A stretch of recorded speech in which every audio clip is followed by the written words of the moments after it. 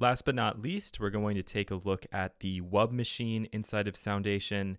And the Wub Machine is the perfect example of an instrument that has a pretty detailed and interesting looking interface, but doesn't necessarily mean that it's going to be a better instrument than anything else. So if we compare the Wub Machine to the Simple, yeah, there's a big difference in aesthetic and overall look and overall feel.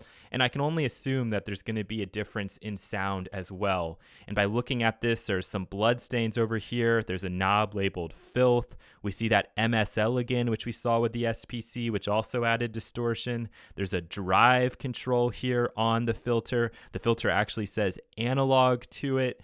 All of those things are leading me to believe that this is going to be a very dirty, a very rich, a very big sounding synthesizer.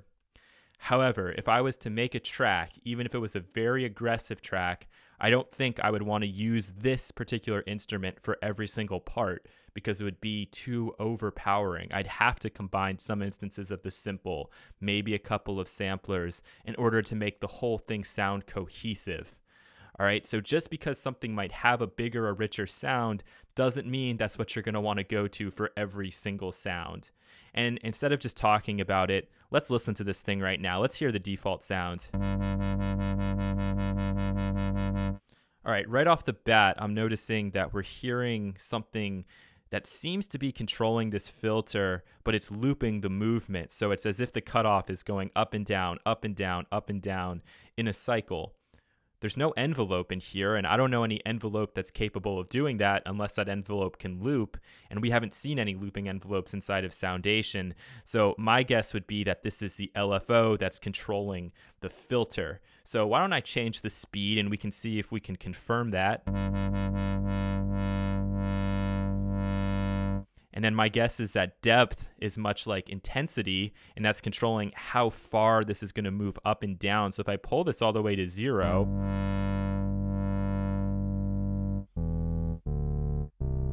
we should just get a sustaining note. And that's what we're getting here. Again, there's no envelope to be found. And now I can just mess with the filter cutoff and open this right up. All right, great. And we have a few different options. Be aware that when you're experimenting with these, things like the peak and the notch, they will require a certain amount of resonance and drive for you to be able to hear them. And they're more subtle effects. So peak is as if there's just a small little band that's been spiked in the frequency spectrum. So if I go to peak, increase the drive, increase the resonance,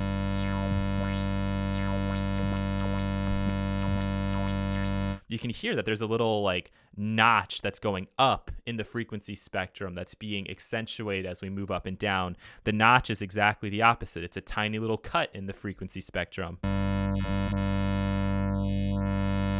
But they're going to sound pretty similar. Again, you need drive, you need resonance to be able to hear those. If you don't have those turned on, you probably won't hear a whole lot of an effect. We also have a band pass, which is just a low pass and a high pass working together. So if we're in the middle, and let me go to sub here and just turn that off. It's currently bypassing the filter. You can tell that we don't have a lot of low end, we don't have a lot of high end, and then we can compare that to the low pass, where all that low end is coming back in, or the high pass, where we're able to hear the buzzing on top. And the other fact about the bandpass filter is that as you increase the resonance, you're actually not going to be getting more frequency content. You're going to be getting less because it's actually peaking out both those low pass and high pass filters. And so it's only narrowing in on a very small range of frequencies. So if you wonder, I'm turning the resonance up, why is the sound getting even thinner and thinner? That's the reason for that. And I can pull back on this and we'll hear more frequencies to the left and right. So for this, why don't I go ahead and just use bandpass? Let's use something different. I'll pull the filter down a little bit, increase that drive. And now let's look at our oscillator sections. I've gone ahead and turned off the sub for now. We'll get to that in a second. And you can see we have two oscillators together. We can change the pitch of these. And so we have this one that's down 12, this one that's at 0. If I want to put them on the same pitch, I could do that. but actually I think I like the way it sounds at -12. Our gain control is just how loud the oscillator is going to be. And then here we actually see that we have a pan control. So I could put one oscillator slightly to the left, even though it's saying right, and one slightly off to the right. So we get that really cool effect. And then we also can change the shape. So right now we're on a square, but if I start to move this around, you can hear that we're actually messing with the pulse width there. And you can do that with all these different types here. There's like kind of a sawtoothy wave, and then a more aggressive sawtooth, and then the square. I kind of like having it on both squares, and maybe I'll just change the shapes a little bit. And now instead of a detune option, what we have here is this little button called Reese. And if you Google Reese bass, you'll be able to find out more about that. But the sound of this is what's important. So if I click this, you can hear that it sounds like we're actually doubling the oscillators and slightly detuning them. There's another form of detune inside of this instrument that we'll look at towards the end, but that's the effect there. And then we have a third oscillator that's a sub oscillator. And again, we can choose between a sine wave here at the bottom and more of a triangle approaching saw wave at the top. And then we have the option to bypass the filter, which is usually pretty smart, because if the filter is moving a lot with the LFO, you're going to lose a lot of that low end energy. So right now we are bypassing the filter, so we'll be able to hear this sub.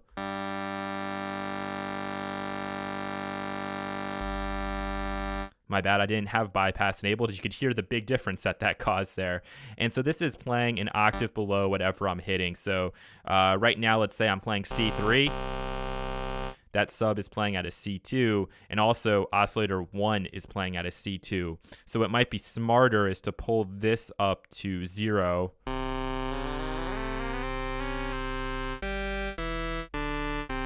And pull that up to 12 so we can really hear that. So let me just pull these gains down a little.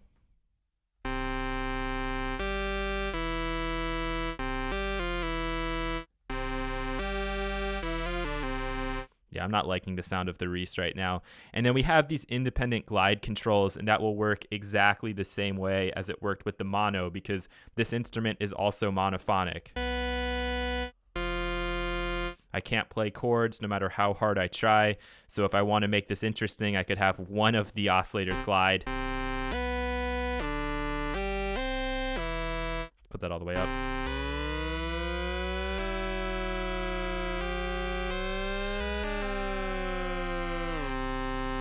Something to consider, but also something to be pretty careful with. All right, now let's look at the LFO section finally. The LFO, it's pretty straightforward. It stands for low frequency oscillator, and you just choose how this cutoff is going to behave. All right, so with the sine, it's going to be a nice and smooth repeating cycle like this, and we'll just listen to the differences here, and it should be straightforward to you. We just have to increase the depth.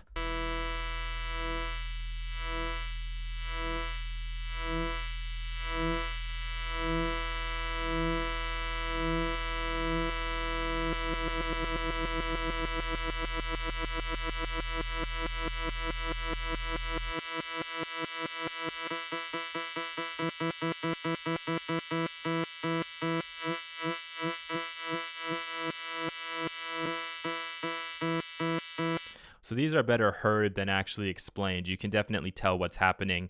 With something like the square, it's just jumping between the two. With these two ramps, the cutoff is either ramping down or ramping back up. And then we have the triangle, which is just a little bit more aggressive, not quite as smooth as the sine. So maybe I'll choose one of these ramps.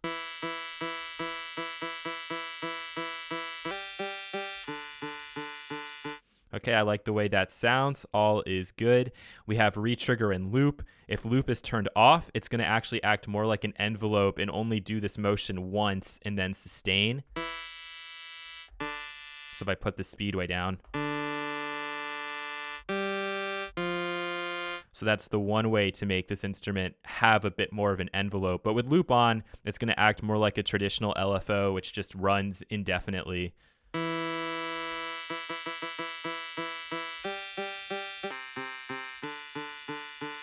And then this retrigger just means that every time I hit the note, it's going to start at the same place. So in this case, it's starting at the end and then ramping up versus starting at the top and then coming down. So if that's off, you'll hear the difference. Every time I'm hitting a note, we're actually at a different phase in the cycle there.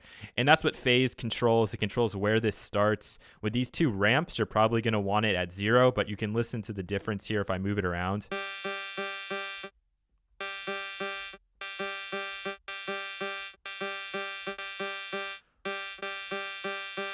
And then last but not least, key tracking is just going to mean as we play lower on the keyboard, the speed will be slower. As we play higher on the keyboard, the speed will be faster. So let's engage the sub. In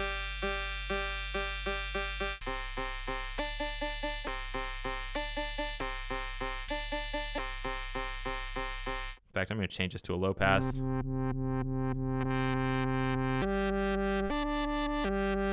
And if we want, we can actually have the volume of the sub be controlled by the LFO as well. So we'll bypass the filter, but we'll have the volume move with the LFO, so it's going to go up and down. If we slow it down, we'll really be able to hear this.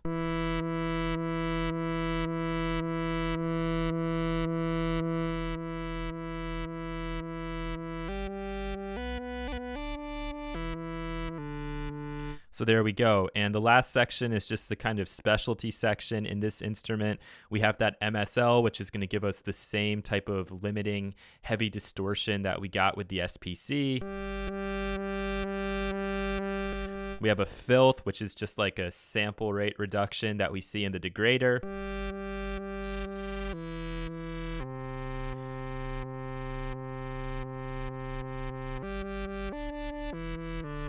And then we have another option for unison detuning.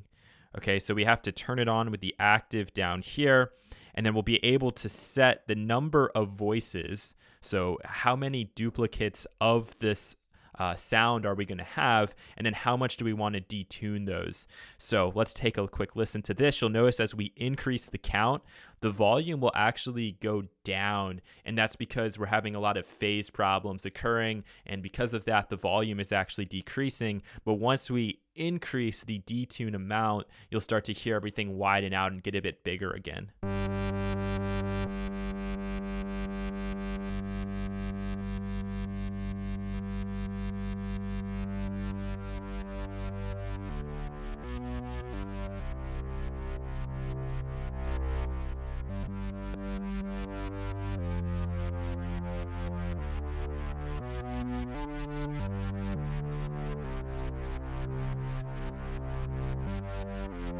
So there's a lot you can do with this instrument. You just have to experiment. It sounds a lot dirtier than the simple, but just remember, because the interface looks different doesn't mean the instrument is any better or worse than anything else you have access to inside of Soundation.